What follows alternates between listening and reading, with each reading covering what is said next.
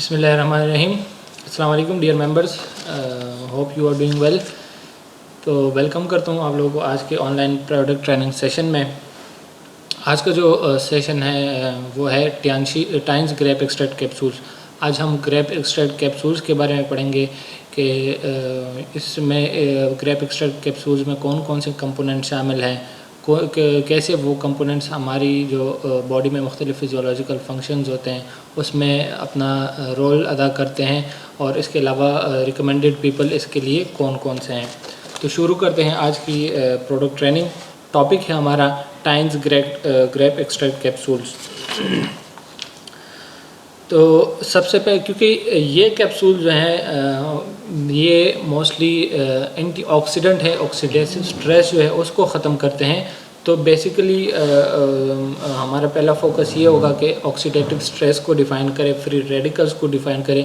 कुछ ऐसी टर्मिनोलॉजीज़ हैं जो इस प्रेजेंटेशन में बार बार आएगी, बार बार वो टर्मिनोलॉजीज आएंगी, तो उसको जो है वो सबसे पहले डिस्कस करते हैं। अच्छा, तो फ्री रेडिकल्स, सबसे पहले फ्री रेडिकल्स क्या होते हैं? They are highly reactive and unstable molecule because of their unpaired electron. क्या होता है कि जितने भी मॉलिक्यूल्स इस यूनिवर्स में पाए जाते हैं तो वो स्टेबल तब होते हैं जब उनके आउटर शेल में इलेक्ट्रॉन की पेयरिंग प्रॉपर हो। दो पेयर्स के जो हैं वो इलेक्ट्रॉन के पेयर्स बने हुए हों। जब भी कोई ऐसा मॉलिक्यूल होता है जिसमें कोई उसकी पेयरिंग जो है अनपेयर्ड इलेक्ट्रॉन होते हैं, इसमें एक इलेक्ट्रॉन होता है दूसरा नहीं होता, तो वो हाईली अनस्टेबल होता है। ये फ्री रेडिकल्स जो होते हैं ये भी इस तरह के मॉलिक्यूल्स होते हैं जिसमें क्या होता है, जो आउटर इलेक्ट्रॉन है वो अनपेयर्ड होता है। तो इस वजह से वो ये फ्री रेडिकल्स हाईली रिएक्टिव होते हैं। ख़ुद को स्टेबल करने के लिए, फ्री रेडिकल्स खुद को स्टेबल करने के लिए कोई अपने एनवायरनमेंट में कोई और मॉलिक्यूल ढूंढते हैं और उसके साथ अटैच हो जाते हैं। इस वजह से इनकी जो है वो हाई अनस्टेबिलिटी है। फ्री रेडिकल्स बनते किस तरह हैं हमारी बॉडी में?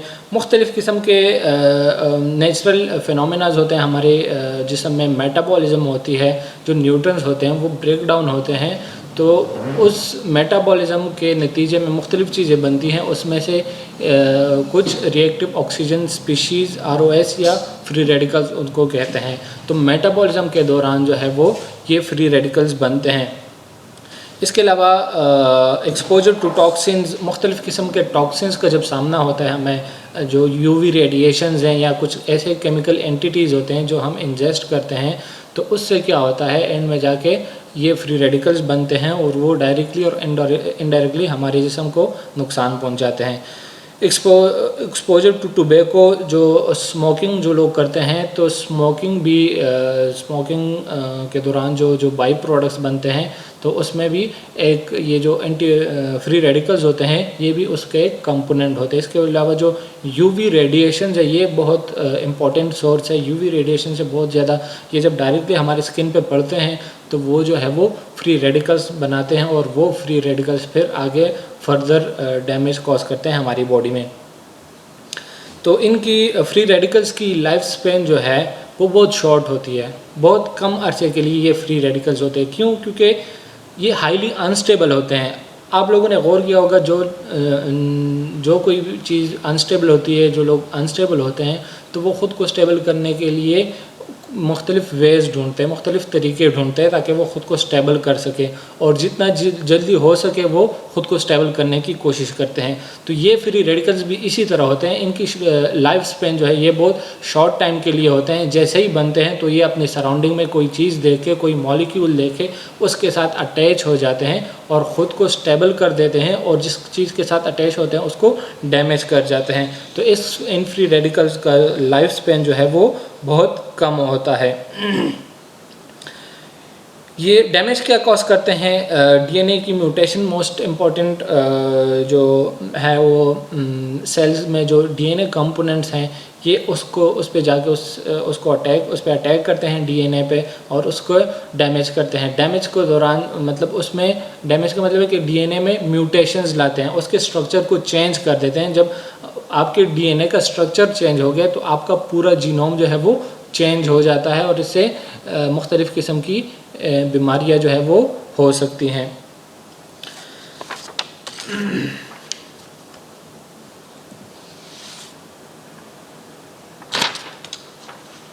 अब आते हैं टाइम्स ग्रेप एक्सट्रैक्ट कैप्सूल्स की थोड़ी डिटेल में कि इसमें कंपोनेंट्स कौन कौन से हैं। इसके अलावा ऑक्सीडेटिव स्ट्रेस पे बात करेंगे। Anti ageing magic weapon protect the health of heart and brain blood vessels. ये क्या करता है, जो टियानशी ग्रेप एक्सट्रैक्ट कैप्सूल्स हैं, इसमें जो कंपोजिशन है, इसमें जो केमिकल्स होते हैं, तो वो कंपोजिशन, वो कंपोनेंट्स क्या करते हैं, जितने भी हमारी बॉडी में फ्री रेडिकल्स हैं उसको न्यूट्रलाइज करते हैं। ये बेसिकली एक एंटीऑक्सीडेंट का किरदार अदा करते हैं। तो इसकी कंपोजिशन में जो है ग्रेप एक्सट्रैक्ट की कैप्सूल्स में कौन कौन से कंपोनेंट्स पाए जाते हैं, इसमें फ्लेवोनॉइड्स होते हैं, कार्टिनॉइड्स होते हैं, इसके अलावा फिनोलिक एसिड्स होते हैं, टेनिन्स होती हैं एंड स्टिलबिन्स होती हैं। ये इसकी कंपोजिशन है, ये वो क्लासेस हैं जिस क्लासेस के प्रोडक्ट्स है वो इस ग्रेप एक्सट्रैक्ट कैप्सूल में पाए जाते हैं। इसके अलावा जो मेन पॉलीफिनोल्स इसमें पाए जाते हैं वो है कैटेचिन्स, एपिकैटेचिन्स,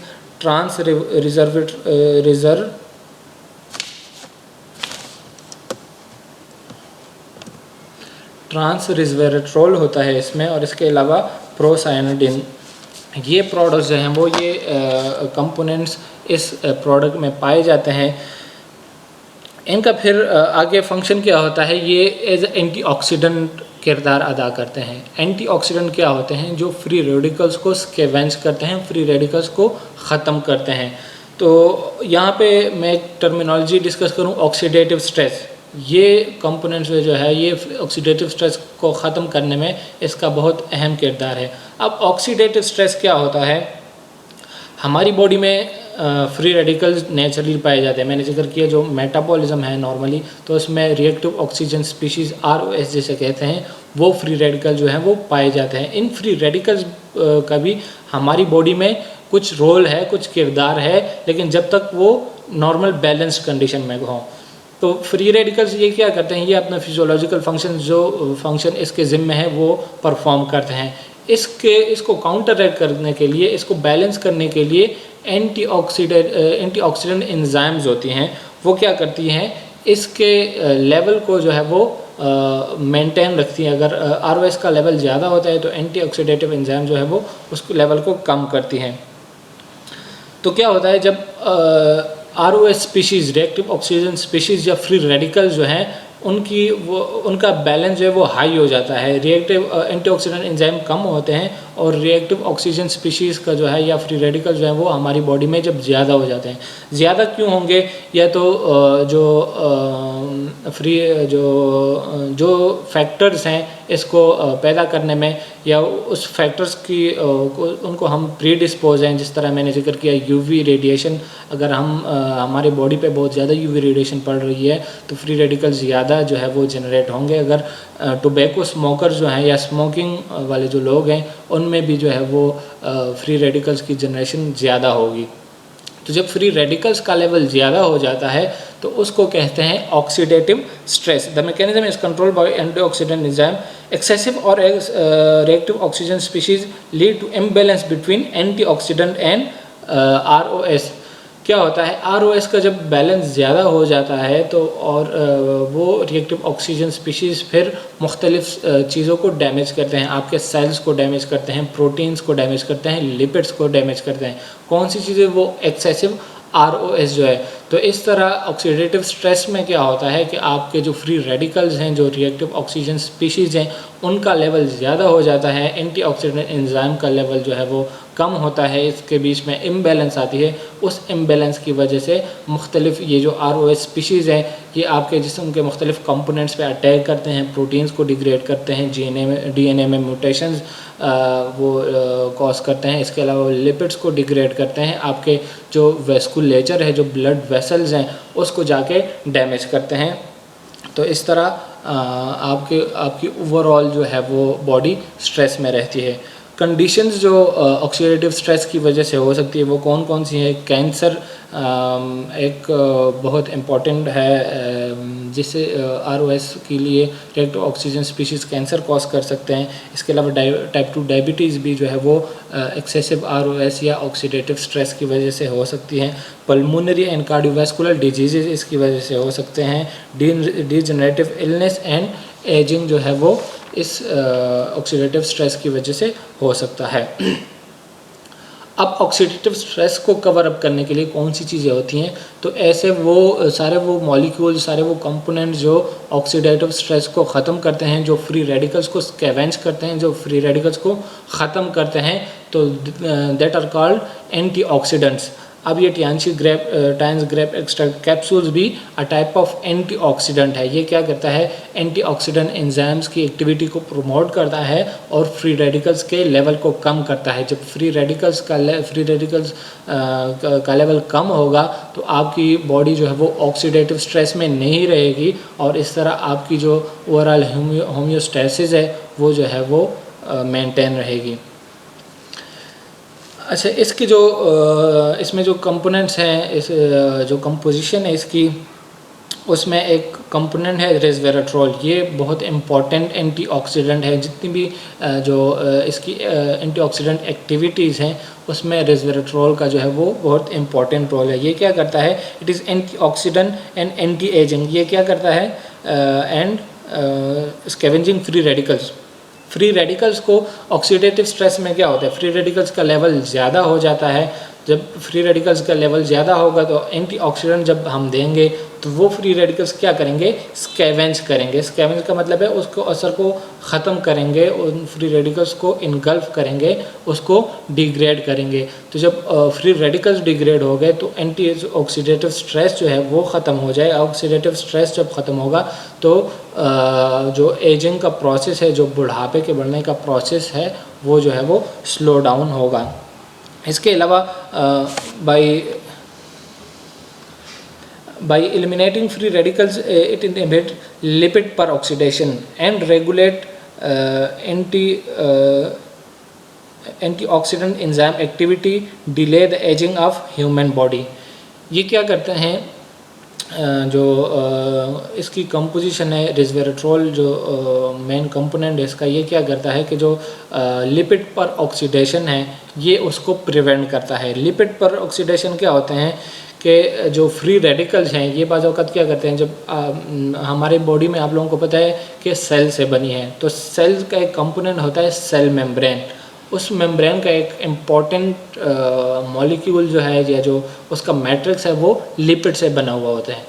तो ये फ्री रेडिकल्स क्या करते हैं, ये उस लिपिड से इलेक्ट्रॉन, जिस तरह मैंने जिक्र किया कि फ्री रेडिकल्स में क्या होता है, अनपेड इलेक्ट्रॉन होता है, जिसकी वजह से ये अनस्टेबल होता है। तो ख़ुद को स्टेबल करने के लिए ये क्या करते हैं, उन लिपिड के मेम्ब्रेन में जो सेल के मेम्ब्रेन में जो लिपिड है उससे इलेक्ट्रॉन स्टील कर जाता है, इलेक्ट्रॉन ले लेता है उससे। तो ख़ुद तो ये स्टेबल हो जाता है, लेकिन इसने क्या किया, सेल मेम्ब्रेन को डैमेज किया है। सेल मेम्ब्रेन जब डैमेज हो जाएगा तो इस तरह पूरा जो सेल है वो डैमेज हो गया। इसको कहते हैं लिपिड पर ऑक्सीडेशन। उस सेल मेम्ब्रेन में जो लिपिड्स है ये उसको पर ऑक्सीडाइज कर देता है, खुद तो स्टेबल हो जाता है, लेकिन उसमें जो है वो डैमेज कॉज कर जाता है।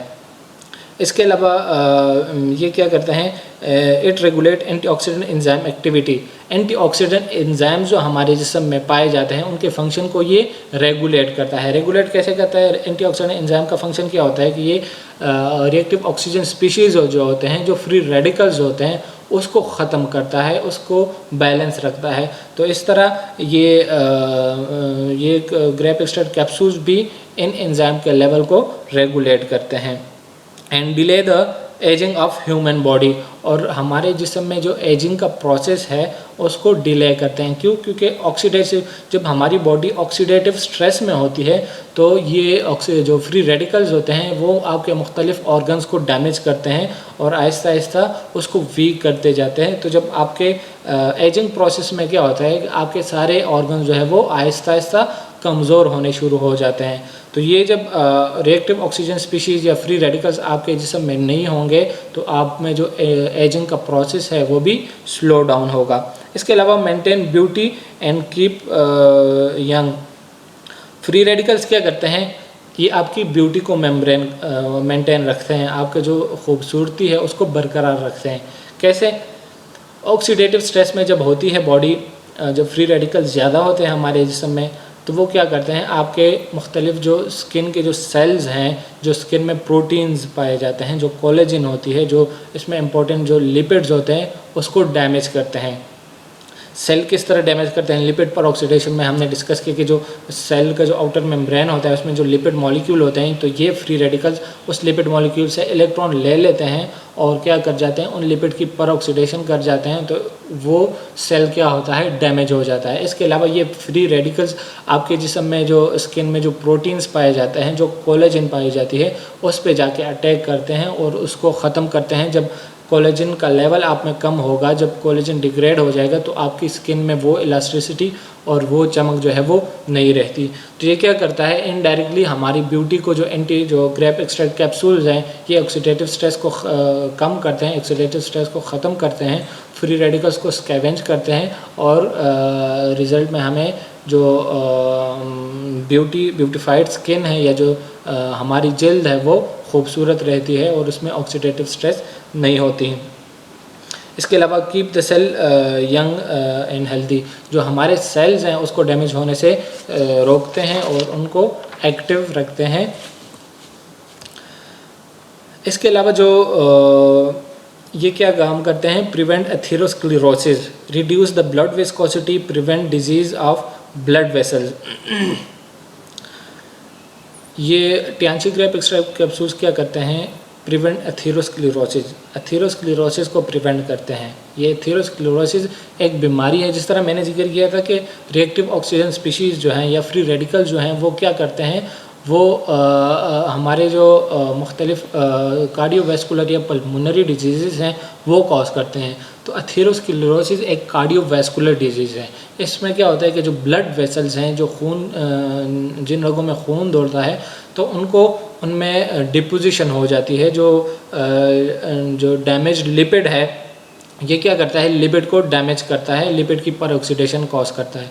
तो जब लिपिड्स पर ऑक्सीडाइज हो गए हैं तो वो क्या होते हैं, अक्यूमुलेट होते हैं, जमा हो जाते हैं हमारे ब्लड वेसल्स में।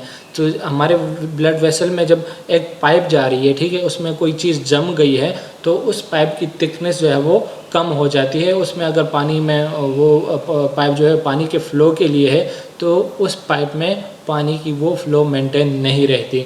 इसी तरह एथेरोस्क्लेरोसिस में भी होता है, जो ब्लड वेसल्स हैं, जो खून की रगें हैं, उसमें लिपिड डिपॉजिट हो जाता है। जो डैमेज्ड लिपिड है, जो पर ऑक्सीडाइज्ड लिपिड है, वो वहाँ पे डिपॉजिट हो जाता है, वो वहाँ पे जम जाता है। तो उन ब्लड वेसल्स में फिर ब्लड फ़्लो जो है वो खून का बहाव जो है वो उस तरह नहीं होता और इस तरह मुख्तलिफ कार्डियोवैस्कुलर डिजीज़ जो है वो जन्म लेती हैं।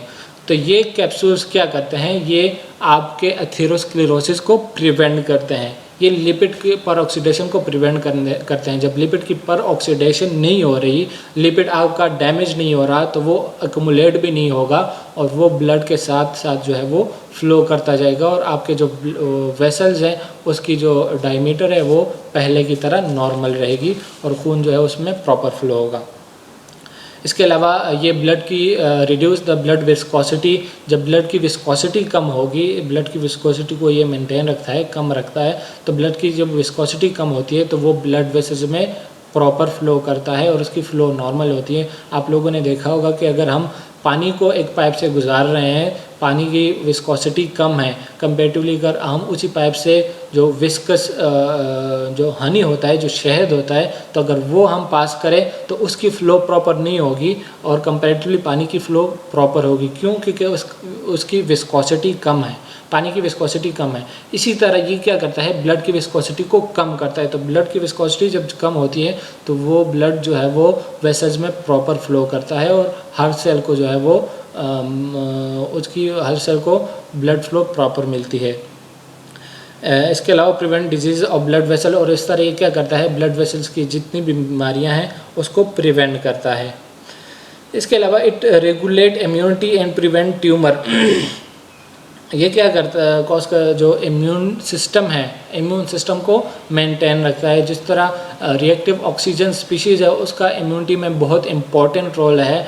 ये क्या करते हैं कि जो फॉरेन बॉडीज़ होते हैं उस पे अटैक करते हैं, क्योंकि फॉरेन बॉडीज़ क्या ये अनस्टेबल होते हैं। फ्री रेडिकल्स जो होते हैं ये हाईली रिएक्टिव कंपाउंड्स होते हैं। तो फॉरेन बॉडीज़ जितने भी आते हैं, चाहे वो टॉक्सिन है या कोई जर्म है या कोई वायरस या बैक्टीरिया, उसके साथ अटैच होकर उसको स्कैवेंज करते हैं, उसको ख़त्म करते हैं। तो जब ROS में इम्बैलेंस आएगा, जब हमारे जिस्म में जो फ्री रेडिकल्स हैं उसमें अगर उतार चढ़ाव आएगा, इम्बैलेंस आएगा, तो इसके साथ जो इम्यून सिस्टम है वो भी ख़राब होगा और वो भी इम्बैलेंस होगा। तो इस तरह जो ग्रेप एक्सट्रैक्ट कैप्सूल्स हैं ये ROS लेवल को बैलेंस में रखते हैं और इससे हमारा जो इम्यून सिस्टम है वो भी बैलेंस्ड रहता है। अब आते हैं जो रिकमेंडेड पीपल हैं, जो टारगेट पीपल हैं, जो लोग इस ग्रेप एक्सट्रैक्ट कैप्सूल्स को इस्तेमाल कर सकते हैं। तो वो सारे वो लोग हैं जो हमने स्टार्ट में डिस्कस किया था, जिनको जो ऑक्सीडेटिव स्ट्रेस के जो हैज़र्ड्स हैं, जिन लोगों को वो हैज़र्ड्स हैं या जिन लोगों को वो सिम्टम्स हैं, तो वो लोग जो है वो ये ग्रेप एक्सट्रैक्ट कैप्सूल्स इस्तेमाल कर सकते हैं। कौन से लोग? ऐसे लोग जो कीमोथेरेपी पे हैं, जो कैंसर के पेशेंट्स हैं, उनके लिए रिकमेंडेड है। इसके अलावा जो ऐसे लोग जिनको कोई कार्डियोवैस्कुलर डिजीज़ है या उनको एथेरोस्क्लेरोसिस है, तो ऐसे लोगों के लिए ये हेल्पफुल है। ये आपके ऑक्सीडेटिव स्ट्रेस को कम करेगा और इस तरह आपके जो कार्डियोवैस्कुलर सिस्टम है उसको हेल्दी रखेगा। इसमें कैप्सूल्स कितनी पाई जाती हैं? एक बोतल में जो है वो 60 कैप्सूल्स होती हैं और जो डोज है इसकी या जो डोजेज है वो 3 टाइम्स अ डे, 3 दिन में 3 दफ़ा आपने ये कैप्सूल लेनी है और ईच टाइम 2 कैप्सूल। एक टाइम में आपने 2 कैप्सूल लेनी है और दिन में 3 दफ़ा ये कैप्सूल जो है वो आपने इस्तेमाल करनी है। तो ये क्या करता है ओवरऑल, जो टाइम्स ग्रेप एक्सट्रैक्ट कैप्सूल्स है वो ये help you restore vitality and self confidence. ये आप में कुव्वत बख्शता है, आपको वाइटैलिटी देता है, आपके जितने भी ऑर्गन्स हैं उनको जो है वो उनकी फंक्शन में, उनको प्रॉपर फंक्शनिंग में मदद देता है। एंड सेल्फ कॉन्फिडेंस, आपको ख़ुद पे एतमाद होता है, आपका इम्यून सिस्टम स्ट्रॉन्ग होगा, आपके सारे ऑर्गन्स ठीक तरीके से काम करेंगे, तो आप एक हेल्थी लाइफस्टाइल जो है वो गुजार सकेंगे। इसके साथ ही ये था आज का हमारा topic, Times grape extract capsules. इसमें हमने क्या डिस्कस किया कि ग्रेप एक्सट्रैक्ट कैप्सूल्स क्या चीज़ हैं। ये बेसिकली एंटीऑक्सीडेंट कैप्सूल्स हैं। ये क्या करते हैं, हमारे समय जो ऑक्सीडेटिव स्ट्रेस है उसको कम करते हैं। ऑक्सीडेटिव स्ट्रेस क्या होता है? जब हमारी समय एक बैलेंस है रिएक्टिव ऑक्सीजन स्पीशीज़ और एंटीऑक्सीडेंट एंजाइम्स का। तो जब ये इम्बैलेंस जनरेट होता है, जब रिएक्टिव ऑक्सीजन स्पीशीज़ का लेवल बढ़ जाता है, तो ये बैलेंस डिस्टर्ब हो जाता है। जब ये बैलेंस डिस्टर्ब हो गया तो हमारे बॉडी में ऑक्सीडेटिव स्ट्रेस हो जाता है। वो ऑक्सीडेटिव स्ट्रेस क्या करता है, मुख्तलिफ सिस्टम्स को डैमेज करता है, मुख्तलिफ ऑर्गन्स को डैमेज करता है, वो आपके DNA को डैमेज करता है, आपके सेल मेम्ब्रेन में जो लिपिड्स हैं उसको जो है वो डैमेज करता है, जो प्रोटीन्स, कोलेजन वगैरह जितने भी न्यूट्रिएंट्स हैं, तो उन सब में क्या करता है, उसको डैमेज करता है और ओवरऑल जो है वो हमारे जिस्म में मुख्तलिफ़ किस्म की बीमारियाँ जो हैं वो जन्म लेती हैं। तो ये प्रोडक्ट क्या करती है, ये उस ऑक्सीडेटिव स्ट्रेस को कम रखने में मदद देती है और इस तरह से हम एक हेल्दी लाइफस्टाइल जो है वो गुजार सकेंगे। तो आज का टॉपिक इतना ही था। इंशाल्लाह कल एक नए टॉपिक के साथ मिलते हैं। और आप लोगों ने क्या करना है कि जो हमारा YouTube का चैनल है प्रोमो टाइम्स के नाम से, उसको सब्सक्राइब करें और ये वीडियोस जो हैं वो अपने फ्रेंड्स और सर्कल में शेयर करें। इसके अलावा हमारा एक फेसबुक पेज भी है ऑफिशियल टियांशी पाकिस्तान, उसको लाइक करें और उसको अपने फ्रेंड्स एंड मेंबर्स के उनमें शेयर करें। तो कल तक के लिए इंशाल्लाह फिर मिलते हैं। तब तक के लिए अल्लाह हाफ़िज़।